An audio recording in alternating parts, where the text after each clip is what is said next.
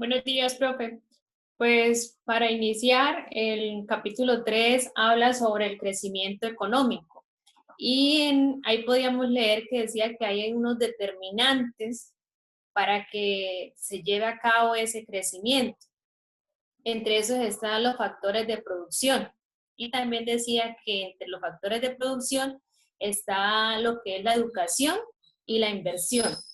Otro factor son las instituciones y el otro el comercio internacional y la geografía. Y pues a medida que vamos leyendo el capítulo, pues va a ir desglosando cada uno de ellos. Dice que es imposible que una nación, un país, pueda tener una mejor calidad de vida cuando no hay crecimiento económico. Sí, yo lo comparo de pronto lo que está sucediendo en este momento a raíz de la pandemia, de que las empresas están como en stock y pues se ve cómo ha desmejorado la calidad de vida de muchas personas. Dice que también durante el siglo XIX algunos países experimentaron auge en la productividad agrícola y manufacturera, pero pues que en otros países se dio en mayor proporción, a diferencia como se da en los países de América Latina. Los factores de producción, habla de la mano de obra, del capital humano, del capital físico, de los recursos naturales y de la mezcla de la tecnología. Les voy a dejar mi aporte hasta ahí para que los demás también puedan decir algo.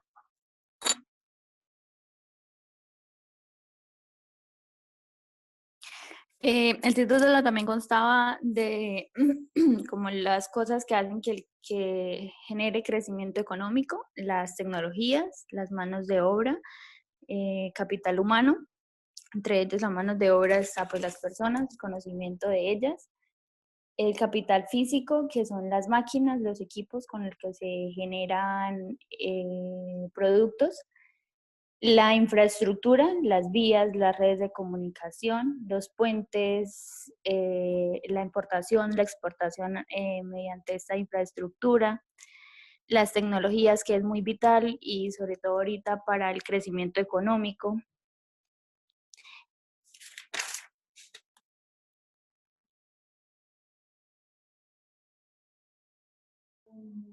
Por favor, ¿quién más quiere aportar?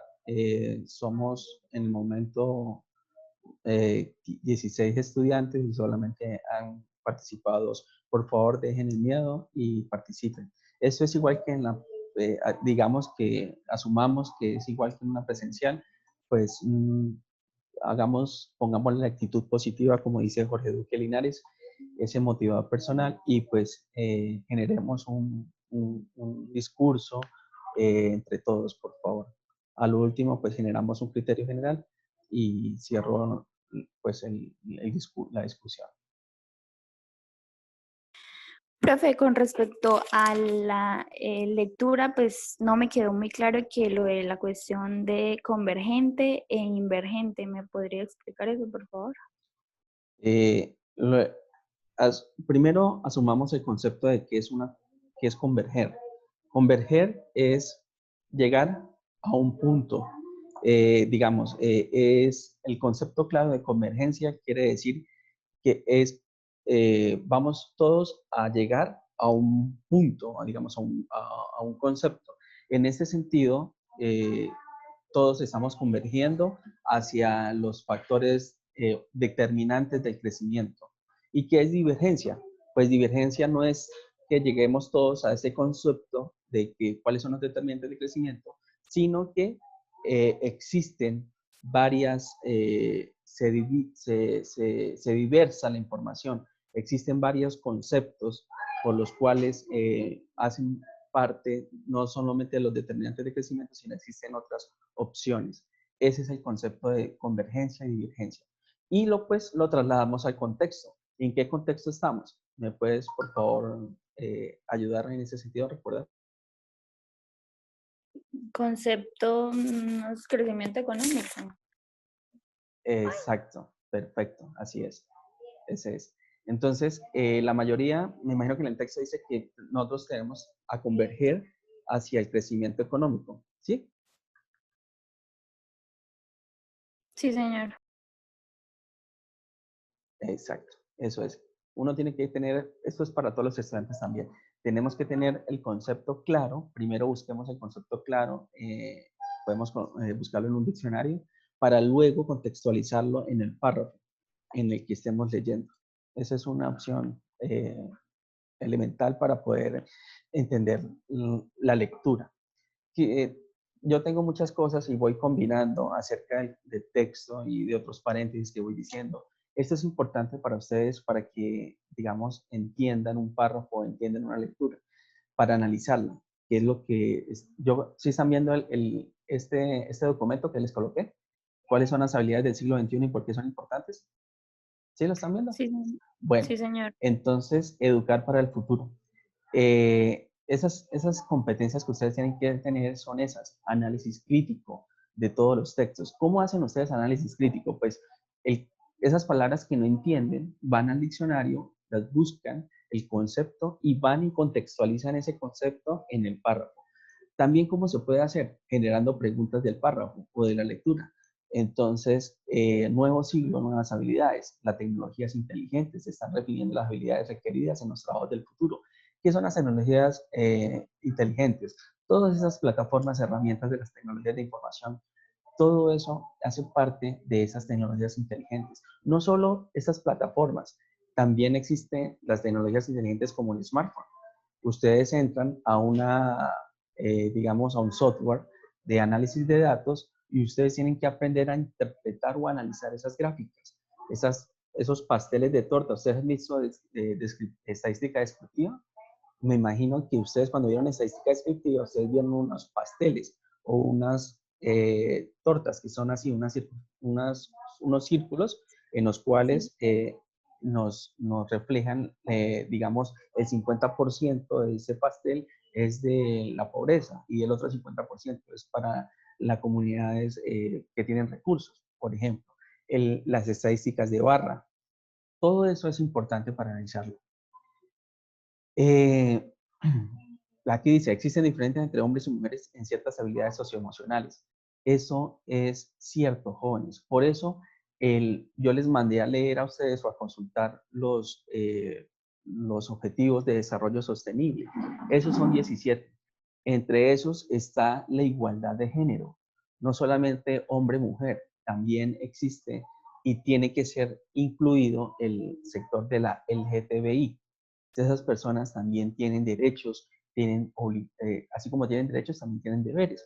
Igual nosotros, como género, no tiene que haber discriminación, mujeres empáticas y ejecutivos agresivos, todo eso tiene que ir cambiando con las competencias, digamos, que se necesitan para el siglo XXI. Liderazgo, aversión al riesgo, competencia, ¿qué más les digo? Eso son cositas que uno tiene que tener como competencias. También tienen que tener competencias en resolver problemas y digamos, competencias en la parte financiera, de las finanzas personales. Cerrando ese paréntesis, pues vamos a redondear un poco sobre la lectura de la parte económica del artículo, del capítulo 3 del crecimiento. Como decíamos, existían digamos, unos factores por los cuales se genera el crecimiento. Entre esos factores tenemos la capacitación, la inversión en capital humano. Nosotros ya sabemos que si usted invierte en capital humano, pues una nación saldrá adelante. Pongamos un ejemplo, un país A y un país B. En ese país A, la mayoría de la población tiene educación, tiene mucha educación, digámoslo así, tiene unas altas tasas de inversión en educación. Por lo tanto, esas personas van a ser pues las que van a generar producción, las que van a hacer que las empresas, tanto públicas como privadas como mixtas, sean eficientes. En este país B, la gente no tiene educación. Por lo tanto, las personas que van a liderar esas empresas públicas, privadas y mixtas no van a ser tan eficientes ni tan eficaces como las del país A. Por eso es que nosotros encontramos ejemplos como personas en altos cargos, en empresas, y muy importantes a nivel mundial o nacional, y no tenemos, las quiebran, digámoslo así, porque buscan es generar crecimiento, pero solamente personal, individual. Estamos hablando de corrupción. Lo que buscan es eso, es corromper, es generar un aprovechamiento de los recursos. Entonces, no están bien capacitados para generar eficiencia en esas empresas. Otra, perdón, otro, otro factor que es importante para que una nación tenga crecimiento es el capital físico. Y entonces ahí una niña hablaba sobre los puertos, sobre la malla vial, sobre los hospitales, sobre las clínicas, sobre el sector salud. Eso es lo que estamos reflejando a nivel en la actualidad. Nos dimos cuenta de dos cosas y muchas cosas más.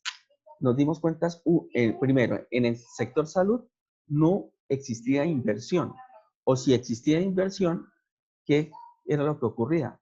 Pues corrupción. Se mamaron la plata, se la comieron y no, los hospitales de primer nivel no tenían suficiente, primero, camas, camillas, segundo, monitores, de esos monitores que hacen así, pip, pip, pip, pip. Sí han visto los signos vitales, que siguen, digamos que monitorean los signos vitales. No tenían UCIs. Entonces, a través de lo que estamos viviendo en la actualidad, nos dimos cuenta de eso, que los recursos al sector salud no estaban llegando, o si llegaban, se perdían, se lo comían por la corrupción. Segundo, a través de esto que estamos, de lo que estamos viviendo, estamos dándonos cuenta de que la educación en Colombia está supremamente mal, ¿o no, jóvenes? Estamos en una situación en donde ante una pandemia, un, ante una, perdón, escúchame que van a entrar otros estudiantes, gracias, que ante una pandemia, ante digamos, un choque externo, no estamos bien en educación.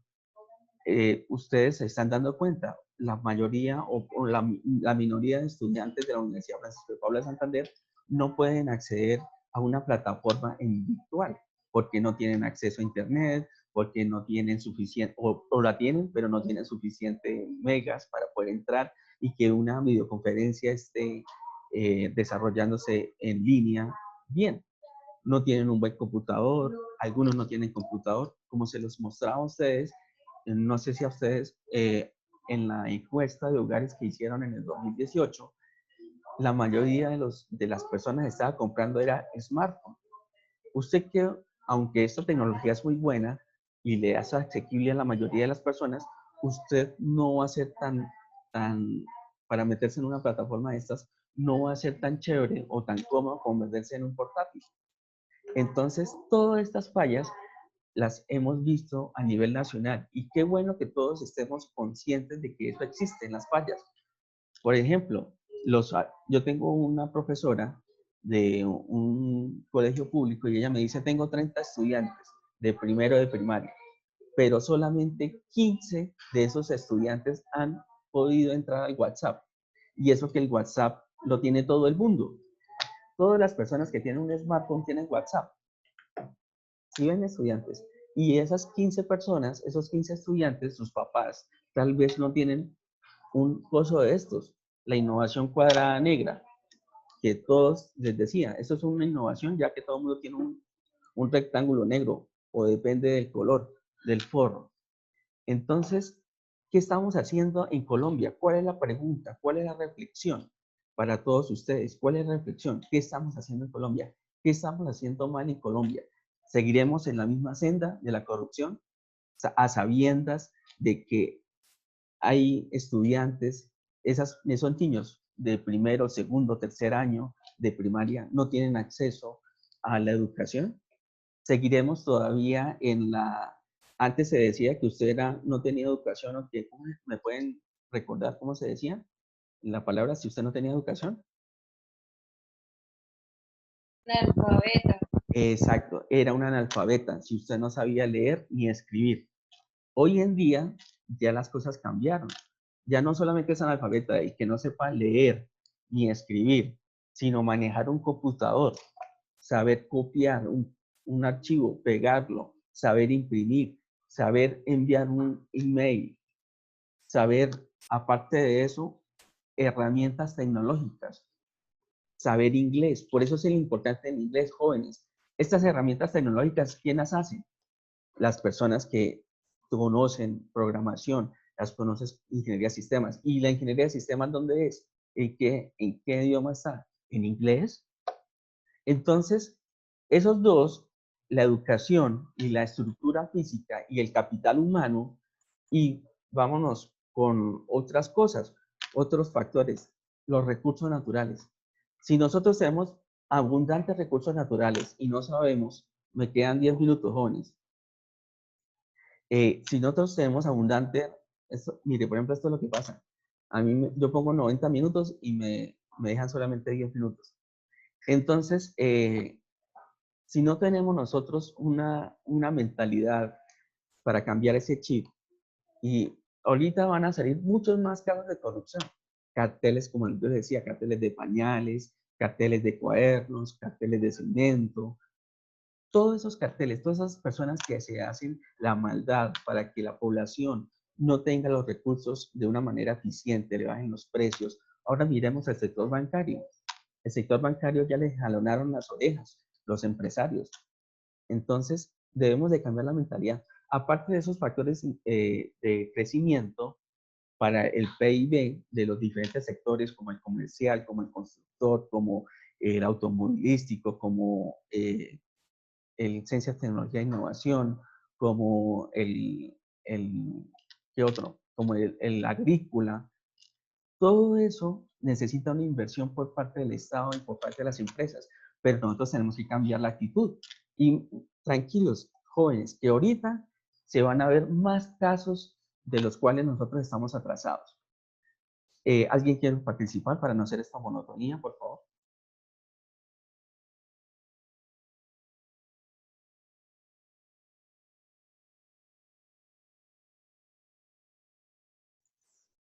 Bueno, ya que nadie quiso participar, pues entonces les voy a mostrar, jóvenes, este, digamos, estas páginas. ¿Sí me ven las páginas, jóvenes? ¿Sí ven las páginas? Sí, profe. Listo, perfecto. Ok.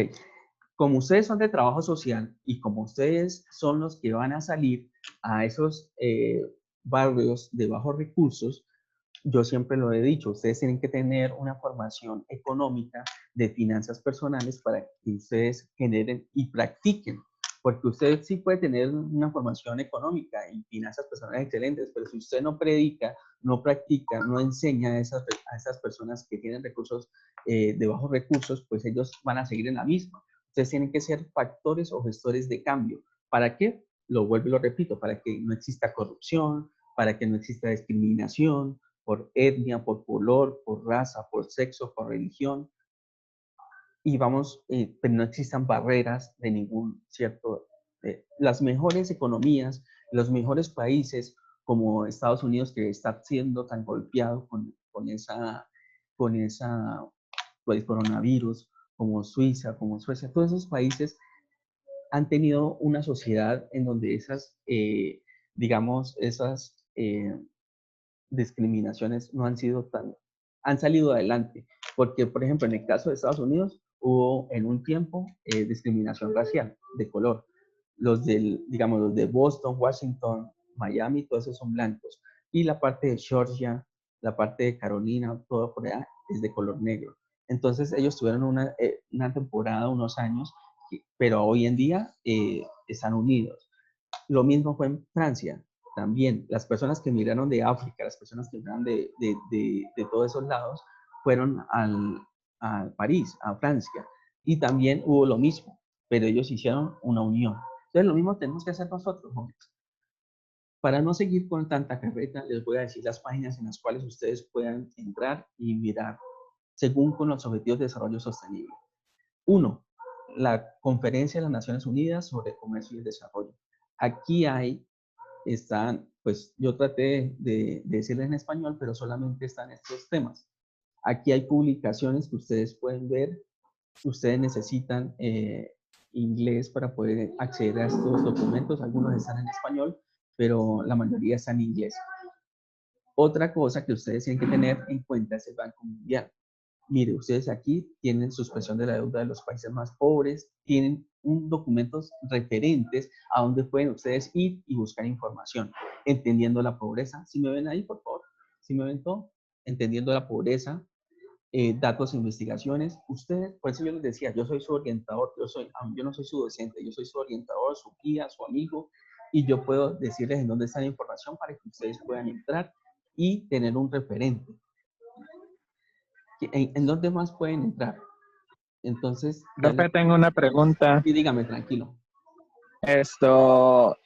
Siempre, bueno, yo llegué un poquito tarde a la clase, no sé si ya habían hablado de eso. Pues ayer la noticia en todo el día fue que la desvalorización del petróleo, que Listo, bueno, la desvalorización del petróleo, ¿eso en qué nos afecta a nosotros como ciudadanos del común?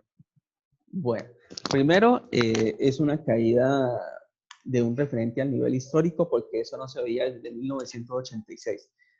¿En qué nos afecta? Primero, pues a nosotros en el sentido de que los precios son a nivel internacional, ¿sí? Segundo, aquí en Colombia no bajó el galón de la gasolina, pero eso fue hace un mes que empezaron a hacerlo. Entonces, ¿qué quiere decir eso? Que ayer estaba haciendo ese ejercicio y, perdón, yo también lo estaba siguiendo, pero hubo un economista a nivel nacional, no voy a decir el nombre, pero él hizo ese ejercicio. ¿Cuántos galones tiene un barril de petróleo? Ese galón de petróleo tiene 42 galones. Un barril de petróleo tiene 42 galones. Ellos hicieron el ejercicio con respecto a eso. Digamos, ayer a las 11 de la mañana o 10 de la mañana, el precio del barril de petróleo estaba a $10, ¿cierto? Entonces, digamos, $10, si lo divide usted sobre 42, le da un margen de 0.23. Si usted eso lo multiplica por la tasa de cambio, le da más o menos un precio de 400, 600 pesos. Entonces, esa era la cuestión. Ellos decían que hoy en día vale más un litro de leche a nivel nacional que un litro de petróleo a nivel internacional. ¿Me captó? Sí, profe. Listo, perfecto. Ese es el impacto a nivel mundial, no es a nivel nacional, sino a nivel mundial. Ese es el impacto, que hoy en día vale más un litro de agua que un litro de gasolina. Esa es, digamos, la conciencia que hay que generar a nivel mundial. Usted no solo va a consumir gasolina, ¿cierto? Si usted le dan gasolina, usted no puede consumir gasolina, usted consume agua. Ese es el impacto, no es más. Y que, pues, ustedes saben que todas las empresas consumen gasolina, ¿cierto? Hay algunas máquinas grandes, no sé, que deben tener diésel o gasolina, el transporte consume diésel o gasolina, ese es el impacto. Aparte de eso, jóvenes, ¿sí me ven en la página web del Banco Interamericano de Desarrollo? Sí, profe. Bueno, entonces, aparte de eso, nos metemos en la Comisión Económica para América Latina. Aquí nos dicen todo, datos y estadística, publicaciones, todo está acá, jóvenes. No es más sino de leer. Estas vienen en español porque estas son para América Latina y el Caribe y el Banco Interamericano de Desarrollo. Existe otra que es el Fondo Monetario Internacional. Pero este es el que ustedes tienen que ir a referentes. ¿Entendido?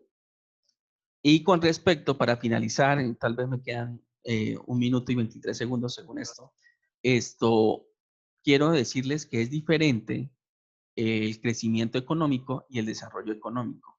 ¿Qué es el crecimiento económico? El crecimiento económico es lo que hemos hablado sobre, digamos, el compartir, perdón, los factores de crecimiento, capital humano, capital físico, el otro es la inversión, la educación, esos son los factores de crecimiento que se miden por un porcentaje o en forma de dinero. Entonces, ustedes escuchan, no, Colombia va a crecer al 3.2%, Argentina va a crecer al 3.1%, ejemplo. O puede decir, el PIB de Colombia en este año fue de 2 billones de pesos, ejemplo. El desarrollo económico es totalmente diferente al crecimiento económico. El desarrollo económico tiene que ver con la calidad de vida. Entonces, es el acceso que usted tiene a ¿qué? A servicios públicos, alcantarillado, aseo, al ocio. Usted también tiene derechos, pero también pueden tener deberes. Y un derecho de eso ustedes es el ocio. Entonces, ustedes tienen un parque. Entonces, Señorita, tengo un minuto. crecimiento social fue que dijo.